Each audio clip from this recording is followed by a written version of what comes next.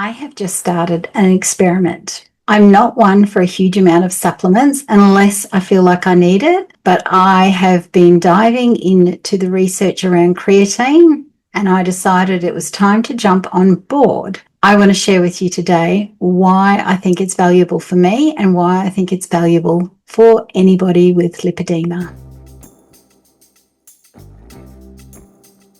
So first of all, what is creatine? It is actually a combination of 3 amino acids, arginine, glycine, and methionine. Most of us produce it every day anyway. We produce around 2 to 3 grams of it a day, probably less if you're vegetarian or vegan because we get it from the amino acids, and amino acids potentially from meat mostly. I'm not saying you don't get it if you're vegetarian, but I'm saying that you get more of it if you are not. Like anything, to help us produce it and to absorb it and utilize what we have, we actually need cofactors. That's the same with any other vitamin or mineral or nutrient in our body. And so to produce and utilize creatine in our body, the natural form of it, we also need vitamins B12 and B2, folic acid, folate, histidine, and tryptophan. Without all of those things, we can't fully utilize the creatine that we're actually already getting in our diet and in our body. Most people would know creatine from the bodybuilding space, and that's because our muscles is what requires it first and foremost. However, it's actually a food for our brain, and our brain is very energy hungry and uses about 20% of our energy every day. So while most of the studies around creatine are for muscle recovery and improvement in muscle mass and things like that, which is valuable for lipedema, which I'll explain later. So let's look at what creatine actually does in our body. Okay, the first thing is to understand that our ATP, which is our energy batteries all over our body, when they get drained, creatine comes in and recharges that battery. That's the really, really simple form of what it does without using all the science, okay? Which I'd rather not. So, drained batteries, creatine recharges batteries, as long as we've got enough of it. The thing is, the first thing it goes for is our muscles. So even if we're taking the recommended daily dose of 5 grams a day, that is what's required to fuel the ATP in our muscles. So it doesn't do anything towards our brain at that point in time, which is really important. So from a muscle perspective, this is a very well-studied nutrient, creatine. So from our muscles, it helps with recovery, it helps with muscle mass. It actually draws water into the muscles to help hydrate the muscles, help them work better, and to recover after exercise. We need creatine for brain function, gut function, heart health, and generally it's an energy source for survival of all cells. When it comes to our blood vessels, it improves the size, the flow, the efficacy of all our blood vessels. It also increases the production of capillaries, our small blood vessels. It lowers LDL cholesterol and lowers triglycerides. And while I'm not worried about LDL cholesterol because the studies are clear now, the science is clear, even though most of our doctors haven't caught up on this, LDL cholesterol is not a problem. It's the triglycerides that are a problem. It's the triglycerides that lay down the plaque in our bodies. Creatine helps to lower triglycerides and the LDL cholesterol, which will help keep the doctors off our backs, right? If we're following a carnivore or keto style diet like I do. It reduces oxidative stress, which will in turn lower inflammation in the body in general.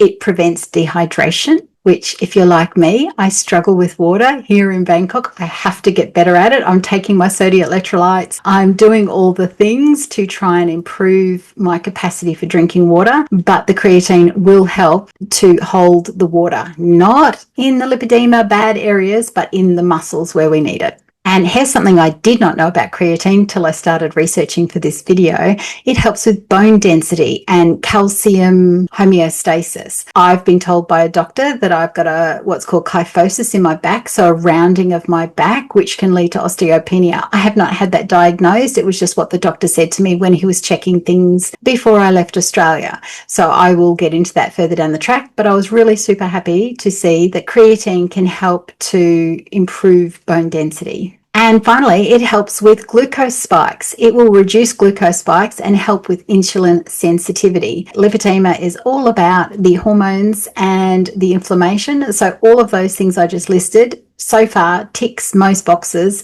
that I need to address with lipedema. So that's why I was interested in trying this. Now, there's a few reasons why you might need more creatine than others. One of those is a traumatic brain injury. You will require more food for your brain in those situations, so more creatine. Any cardiometabolic diseases will increase the need for creatine. There are some suggested studies to say that creatine may suppress tumor growth. So cancer would then require more creatine if you wanted to go down that road and test it. My thought process there would be, well, what can it hurt? It's a very safe nutrient to consume, I would assume, even in cancer. Now, chronic heart failure has been linked with low levels of creatine, although they have in studies not really proven that taking creatine after the effect has reduced it. But again, it's kind of like the cancer. I would be giving it a shot anyway if it was me in that situation. Okay, most importantly, let's look at how creatine can help specifically with lipedema, because that's what I'm all about. How can anything that I'm going to take long term, which I'm not usually a supplement person long term, I will take supplements for short periods of time, except for ginkgo. I take that forever because of the neuroprotective effects it has on the brain, but maybe creatine is going to make the cut in my world as a long-term supplement. So when it comes to lipedema, let's look at the main issues we are dealing with. So we want hormone balance, we want lowered inflammation, we want better mental health, because show me a lipedema person that doesn't struggle with mental health, and I'm not sure I'll believe you that that person exists. I've got to be honest. And the physical capacity, how does it help us physically besides the inflammation and the hormone balance? So that's kind of what I was looking at when I was doing the research. So let's start with the first one, hormonal imbalances. So the main thing that creatine does from a hormonal perspective is when it comes to our insulin and our glucose. So it's been shown in studies to lower glucose spikes. Any carbs or things like that you might eat, it will not have as a bigger spike as it normally would have had if you're taking creatine, or if you've got good levels of creatine. But I'm going to suggest that you would need to take the creatine to get these kind of effects. It's also shown to improve insulin sensitivity as well as metformin, diabetic drug. And this is shown to be as effective as metformin in studies. So if we remember that any kind of hormonal imbalance, and one of our biggest hormonal imbalances that we all struggle with, each and every one of us, is sugar. Let's face it, food is our comfort. Food is legal. Nobody's going to have a go at us over food. It makes us feel good. Any way that we can lower glucose spikes and keep that insulin at a steady level, that's going to help stop the progression of lipedema and keep our hormones balanced. Inflammation. So I have two inflammatory diseases. I have lipedema and I have thyroid disease, Hashimoto's. So both of those issues both cause inflammation and are made worse by inflammation, like this spiral, which is problematic. Everything that we do, or everything that I do, is certainly based around, is that going to be inflammatory to my body? Creatine has been shown in studies to lower inflammatory markers in the brain, in the gut, all over the body. That is really interesting from my perspective. And reducing inflammation in the gut can improve brain fog and memory and recall and all of that kind of thing. From an inflammatory perspective, creatine has also shown to reduce arthritic issues, since arthritis is another inflammatory issue. If you've got arthritis along with your other things, creatine may be of benefit to you. But for me, even if arthritis isn't an issue, the fact that it lowers so many inflammatory markers in the gut, the brain, the muscles, the body, makes it kind of a lipedema no-brainer, right? Even more so than the hormonal things, because inflammation kind of means pain for us. So any way that I can reduce pain or prevent pain, I'm all in. From a mental health perspective, as I've already said, we struggle with all kinds of things. We struggle with the overthinking. We struggle with the anxiety. Even just going into a restaurant.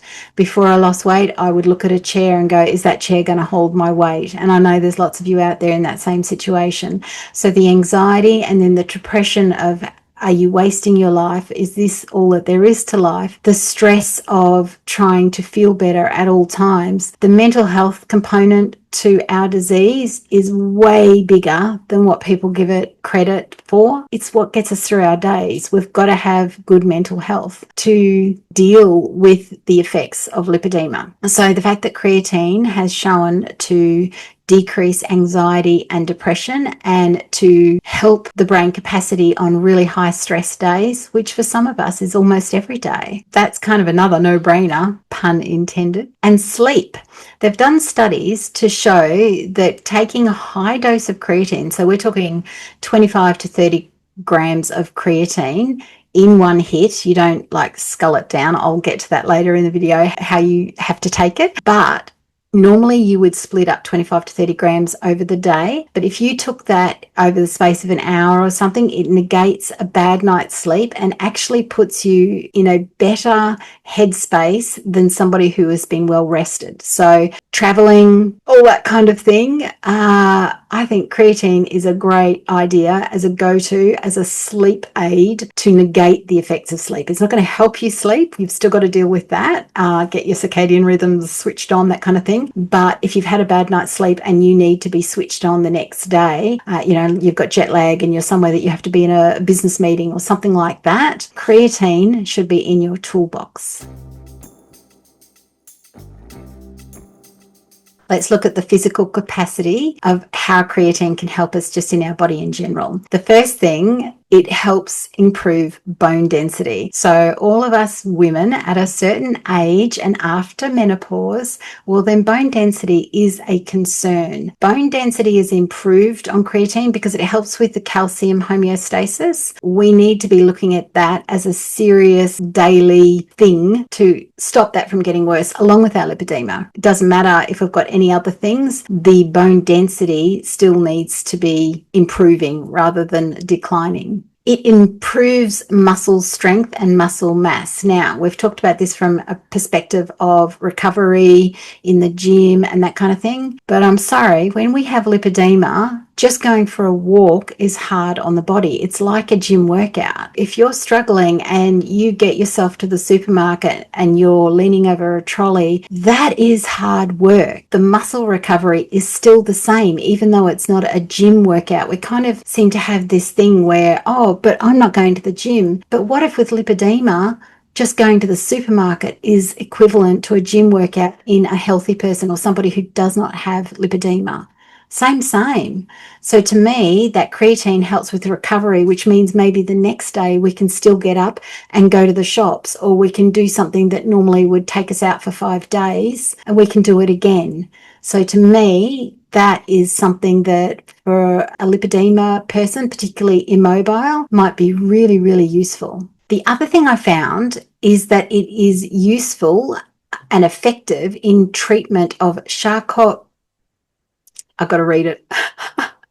Charcot-Marie-Tooth syndrome, which is named after 3 doctors in France that discovered this syndrome. Now, I mentioned this in another video a while back. I can't remember which one, when I had been watching all those lipedema videos. And this syndrome, which my husband's grandfather had, is linked with lipedema.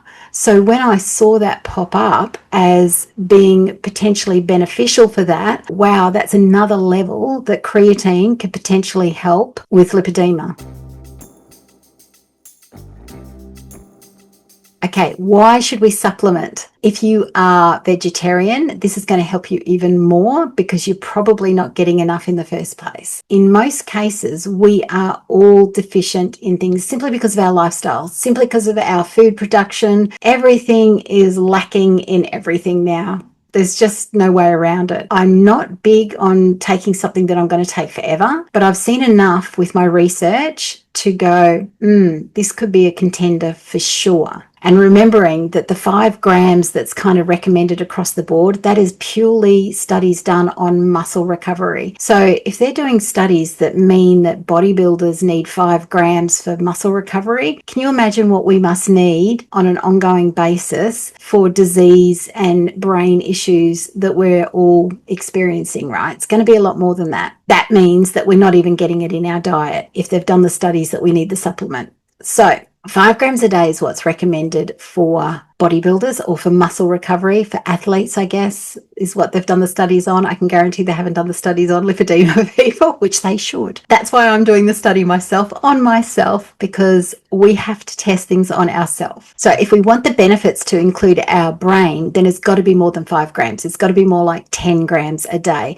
And that seems to be across the board, the general dosing once you have saturated your cells in creatine, and then you come back to about 10 grams a day. Keeping in mind, to get 5 grams of creatine in a day from food, you would need to eat a kilogram of raw beef. That's about 2.2 pounds. If you cook that beef, you won't have as much creatine. I don't know how many people are eating that kind of food every day. I certainly am not. I have switched since moving to Bangkok. I've switched more from beef to chicken and pork because that is what's readily available and cheap here is the chicken and pork. Probably more pork, surprisingly, which I didn't really eat a lot of in Australia, but I'm eating a lot more pork here and I kind of like it and I'm feeling good. So we're going to go with that. Now, post-menopause, it's been shown that high doses improve lots of symptoms. I don't have any menopause symptoms. I am well past post-menopause because I had a hysterectomy many years ago. But if you try this and you improve your menopause symptoms, please let me know. That would be amazing. And if you're worried about the safety and efficacy of this amino acid, I guess you would call it, or nutrient, then it's been extensively studied. It is one of the safest supplements that you can get. You don't need the most expensive container of creatine, which is amazing on our wallet, right? We only need creatine monohydrate, the cheapest one you can find. You can get micronized creatine powder, which means it's a finer molecule for the people that struggle with the digestion of it. It's better absorbed. It's not as hard on the belly. Some people will feel a bit of nausea with it. That is the only difference between them. So don't fall for any other kind of creatine other than monohydrate. It's not necessary. Just find the cheapest version of that. And I will put at the end the one that I'm looking at buying from iHerb. We have bought some here in Bangkok just from some of the pharmacies, and they're wildly different in pricing. And that looks like there's not much difference between them. So as long as it's a creatine monohydrate and there's no other fillers in it, in the ingredients, then I think you're good to go. So you just shop around and see what's cheapest. Okay, let's get down to how to take it, because there's a few rules about taking it so that you get more bang for your buck and that it's actually working well. And the first one is to not consume it with coffee. So coffee, it won't hurt it, but it kind of negates the effect of it. So you won't be getting as big a boost from the creatine as what you would have without the coffee. On that same note, don't consume it with acidic drinks. It's also just kind of negates it. It's not an issue because our stomach is actually more acidic than the drinks. It's just you want as much as you can from this supplement so that you don't have to take huge amounts forever. First day, you need to take a little bit, so not even the full scoop, maybe a half a scoop, to make sure you're not allergic to it, intolerant to it in any way, shape or form. Don't go all in on the 20-gram dose on the first day, just a little bit, and you'll know pretty swiftly if it makes you feel ill, if it gives you nausea, if it sends you running to the bathroom, any of those sorts of things. All right, so just start with a tiny amount, and if after a couple of days you're all good, keep going. It takes about 3 weeks to fully saturate the body with creatine. That's if you're taking normal doses. If you titrate up really quickly, so titrate means to increase the amount. So if you get up to 20 grams and take that for about a week, that is about the same as 3 weeks of a normal dose. Then you can bring it down to 10 grams, which then on a daily basis, you will have to figure it out for you though, but then on a daily basis, that 10 grams should cover the muscles and the brains and all the other things that we've talked about. But getting up to that 20 grams quickly, you can't have that all in one hit. That will cause an issue. You'll have to kind of split it up over a couple of drinks. You do need to have it with some kind of carb. Now, I'm having it with my electrolytes, my sodium electrolytes. I have it sort of a half scoop of my electrolytes because I have another full scoop in the evening, and that's got enough stevia in it that it will help absorb that creatine. Some people have it with juice. Not a fan of that because that in itself spikes the blood sugar, and we're trying to avoid that kind of thing. So the electrolytes to me is got enough stevia in it that it causes a little bit of a carb response to help absorb that creatine. Now, don't chug it. Don't throw it down and gulp it. You need to, over 15 minutes or so, just let it go in and absorb and absorb and absorb. Okay, so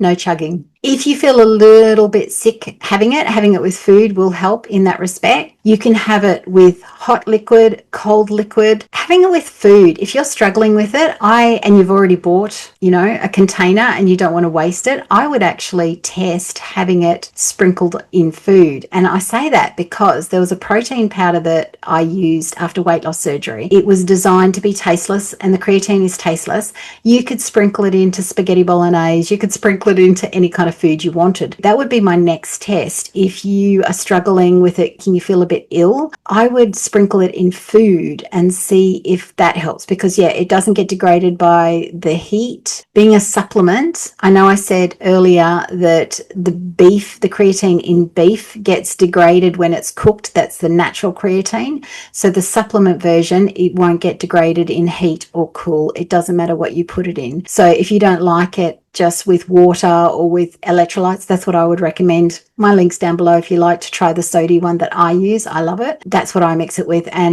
it tastes just like the electrolyte. I can't really notice any difference, to be honest. I do have to keep stirring it though, because it doesn't dissolve as much, but the micronized one does dissolve better apparently, and we have found a micronized one at a different pharmacy here in Bangkok that is actually cheaper than the one that we've got now. So I'm going to be trying that next to see if that dissolves better. Now, there's a big thing going around with creatine that it can cause kidney problems. That is not true. Okay, I've watched enough videos from all the doctors now that I can bring you the short version of that. What it does is it falsely increases the creatinine levels in your blood. Falsely, because when you have creatine, the byproduct of breaking that down produces this creatinine. That would normally affect the kidney function, your glomerular, and I can't say it, filtration rate. And that's actually not what's happening. It's simply because you are taking the extra creatine, you are creating an extra byproduct, which is not dangerous to the body. So if you're worried about your kidney health and you're worried about this, then there's a different test to ask for, which is not affected falsely by the supplement creatine, and that is a cystatin C test. All right, so if you're having an argument with your doctor about this, ask him or her to run a cystatin C test, and that will give a more accurate reading of what your kidneys are doing. How am I doing it? I just had to run into the kitchen and get my creatine. So this is the one that I have purchased, and it's simply because that was the one we could get, and the price is off it now, but I think it was about 699 baht. I'll put the version on the screen, and that's for 100 serves. Hubby and I are sharing this, and we're both starting to increase our dose to get to that 20 grams a day, which we will then cut back to 10 grams a day to see how it goes. As I said, I'm having it in my sodium electrolytes in the morning, mixing it, drinking it, but I'm drinking it over 15-20 minutes. I haven't had an issue with it. On day 3 or 4, both of us were going to the toilet, peeing like crazy. And the fact that it was both of us, I'm not sure what that came from. I'm assuming it's the creatine because it's something we've both started trying and we both had the same issue. So we're not quite sure what that's come from. But yeah, that was yesterday. I've been fine today. So I don't know whether you get to a tipping point or something, but that was just an out of the blue thing. So that's what's happened for me so far. I am now looking into ordering from iHerb. So iHerb is international. We've found with supplements over here, it's actually more expensive than if I have it shipped internationally, which is quite bizarre to me. I'm looking at one, which I'll put up on the screen, from Californian Gold Nutrition. It's got 25,000 reviews, 4.8 star rating, and for a kilo of that, it's about 1,400 baht, so 64 Australian dollars, 42 US dollars. And being a kilo, that'll keep us going for quite a little while. And if it's something we're going to continue using, then we need to find the cheapest option. And that's the upside to creatine. You can find the cheapest option. It's no different to the dearest option. So don't get caught out on marketing hype and what pretty things they've got written on the label. Don't fall for, oh, this one's specific for brain health. It really makes no difference. Don't fall for it, because I can see it coming, right? It's like the whole Panadol and Tylenol and all that sort of thing. And they went through a stage of bringing out Panadol for period pain and Panadol for osteoporosis and Panadol for this. And then they had to, or was it Nurofen? One or the other.